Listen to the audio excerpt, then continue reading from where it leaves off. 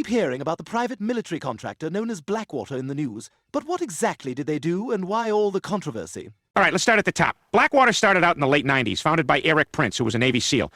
The company's main pitch was to provide military and law enforcement training, but what really set them apart was how quickly they moved into private security work, especially after September 11th. So they were like security guards, but in war zones? Exactly, but on a much larger scale. They protected diplomats, ran convoys, and even gathered intelligence.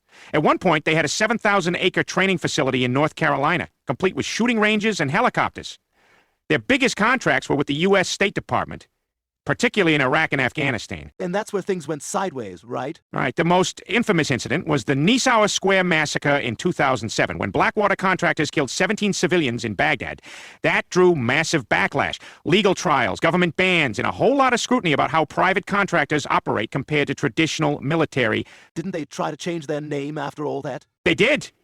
First to Z Services, then Academi, and eventually they merged into Constellis. The Blackwater name is gone, but the business... private military contracting is very much alive. It's a classic example of how regulatory and reputational risks can shake up an entire sector.